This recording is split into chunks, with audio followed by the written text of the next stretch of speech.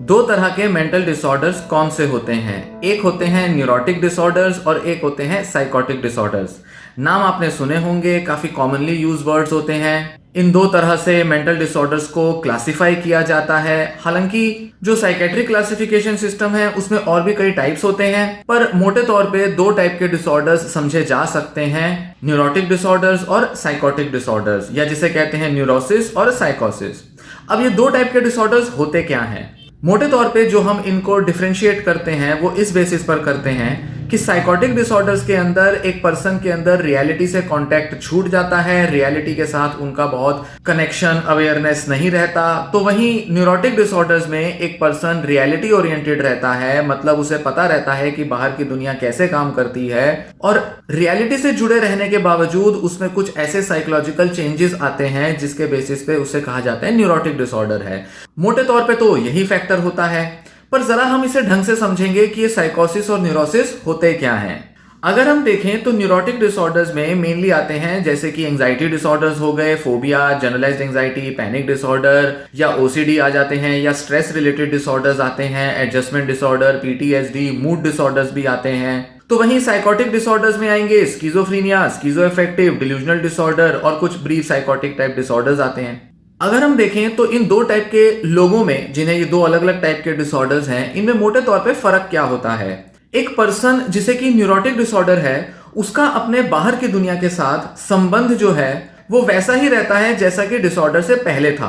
इसको ऐसे समझें कि इस दुनिया को हम किन नियमों से समझते हैं, ये दुनिया कैसे काम करती है, लोगों के व्यवहार कैसे होते हैं, लोगों की सोच क्या होती है, लोग क्या होते हैं, दुनिया को चलने के नियम क्या होते हैं, ये सब जो हमारे जो दुनिया के बारे में जो परसेप्शन है वो इंटैक्ट रहता है। एक व्यक्ति अपने को उसी दुनिया में पाता है जिस दुनिया में बीमारी से पहले वो अपने को पाता था। अब आप कहेंगे ये क्या बात हुई? ये मेंटल डिसऑर्डर्स को समझने का एक इंपॉर्टेंट फैक्टर है। एक व्यक्ति जब उसके मूड में या उसकी फीलिंग्स में या थॉट्स में चेंजेस आते हैं, एक बड़ा फैक्टर होता है कि क्या वो दुनिया को एक अलग ढंग से देख रहा है या वैसे ही देख रहा है जैसा वो हमेशा देखता था। साइकोटिक डिसऑर्डर में इसी में एक बड़ा चेंज आ जाता है। साइकोटिक डिसऑर्डर का पर्सन बाहर की दुनिया के नियम, तौर तरीके उससे बिल्कुल कट जाता है। जब हम कहते हैं कि रियलिटी से उसका ओरिएंटेशन हट गया, वो अब रियलिटी ओरिएंटेड नहीं है, उसका रियलिटी इंपेयरमेंट हो चुका है, तो हम कहते हैं कि वो अब एक अपनी अलग दुनिया बना के इस दुनिया में जी रहा है। उसकी अगर सोच देखें तो उसे लगेगा शायद उसके दिमाग में कोई थॉट्स हैं जो डाले जा रहे हैं, कोई बड़ी कोई ताकतें हैं जो उसकी थॉट्स को कंट्रोल कर रही हैं। अब इस तरीके का नियम, इस तरीके की बनावट इस दुनिया की नहीं है, यहाँ संसार में ऐसा नहीं हो रहा। उसे लग सकता है कि कोई लोग हैं, कोई सीक्रेट ऑर्गेनाइजेशन है जो उसके पीछे पड़े हुए हैं, उसकी कुछ सीक्रेट पर्सनल जानकारी निकालने की कोशिश कर रहे हैं। वो ऐसा समझता है कि जैसे वो दुनिया के केंद्र में है और पूरी दुनिया के बहुत सारे तौर तरीके, चीजें जो है वो उसके इर्द गिर्द चल रही हैं, जबकि सच तो ऐसा नहीं होता। तो उसे लगता है ये जो दुनिया के जो नियम है, कायदे कानून है, ये कुछ अलग तरह से काम करने लगे हैं, और वो नहीं समझ पाता कि वो जो ये नई रियलिटी कंस्ट्रक्ट करके बैठा है ये एक्चुअल में उसकी बीमारी है। तो इनसाइट का ना होना अपनी बीमारी में, अपने साइकोलॉजिकल चेंजेस में, अपने विचारों में, अपने बिलीफ्स में इनसाइट ना होना, ऐसा महसूस ना करना कि ये जो मैं सोच रहा हूं ये गलत भी हो सकता है, झूठ हो सकता है, ऐसा एक साइकोटिक पर्सन को नहीं लगता। जबकि उसी के उल्टे जिस पर्सन को न्यूरोटिक डिसऑर्डर है उसको इंसाइट होती है अपने मेंटल हेल्थ में, फिजिकल हेल्थ में। उसको पता रहता है कि उसके साथ कुछ बदलाव आ चुके हैं, अब उसको लोगों के साथ वैसी फीलिंग नहीं आती, उसके अंदर एंजाइटी बढ़ गई है।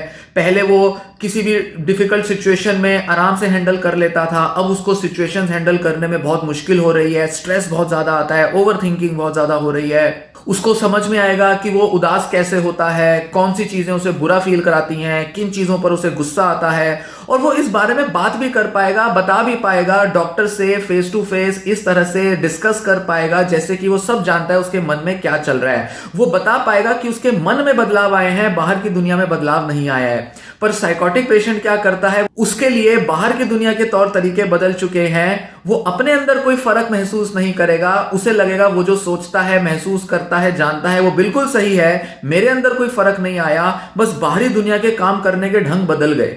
मतलब वो ये नहीं बोलेगा कि हाँ अब लोग वैसे नहीं चल रहे जैसे पहले होते थे, लोग अब मुझे वैसे नहीं दिखाई देते, नहीं, बस उसकी रिपोर्टिंग, उसका डिस्कस करना कुछ ऐसे होगा कि जैसे कुछ लोग मुझे नुकसान पहुंचाना चाह रहे हैं, कुछ लोग जो है मेरे से कुछ इंफॉर्मेशन निकालना चाह रहे हैं, मेरे मन से कुछ थॉट्स हैं जो निकाले जा रहे हैं, या मेरे थॉट्स को कंट्रोल किया जा रहा है। उसको कुछ आवाजें आएंगी जो कि वहां आसपास कोई ऐसे लोग ही नहीं है जिनकी वो आवाजें हों, जो किसी और को सुनाई नहीं देती। वो खाली भी बैठा होगा तो भी उसे वो आवाजें आ रही होंगी।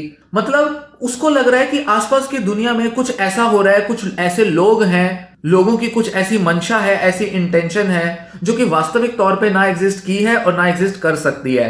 हो सकता है लाइफ के किसी इंसिडेंट से रिलेटेड हो उसके कुछ सिम्टम्स, पर मोटे तौर पर उसने अपनी एक सोच बना ली है, अपना एक अलग ही वर्ल्ड व्यू बना लिया है। और यही एक बड़ा फर्क होता है न्यूरोटिक और साइकोटिक डिसऑर्डर्स में। मोटे तौर पे हम कहेंगे रियलिटी इंटैक्ट नहीं रहती, रियलिटी इंपेयरमेंट हो जाता है। दूसरा हम कहेंगे कि उसके अंदर इंसाइट नहीं रहती, मतलब वो ये नहीं देख पाता एक साइकोटिक पेशेंट कि उसको कुछ प्रॉब्लम हुई है। और यही वजह है कि साइकोटिक पेशेंट अपनी हेल्प के लिए डॉक्टर के पास नहीं जाते, वो दवाइयां लेना नहीं चाहते, वो अपने सिम्टम्स को ठीक नहीं करना चाहते क्योंकि उनके हिसाब से कोई सिम्टम तो है ही नहीं। वो आसपास के लोगों से भी बहस करते हैं, लड़ते हैं कि जैसे वो उन्हें कुछ गलत साबित करने की कोशिश कर रहे हैं या उन्हें पागल घोषित करने की कोशिश कर रहे हैं, क्योंकि उनको ये अवेयरनेस नहीं है कि उनके मन में ऐसे बदलाव आ चुके हैं जिसमें कि वो एक अलग दुनिया अपने अंदर बसाए हुए हैं। दुनिया से रिलेट करने का उनका तरीका बदल जाता है। अब वो दुनिया में अपने को बहुत इनसिक्योर पाते हैं।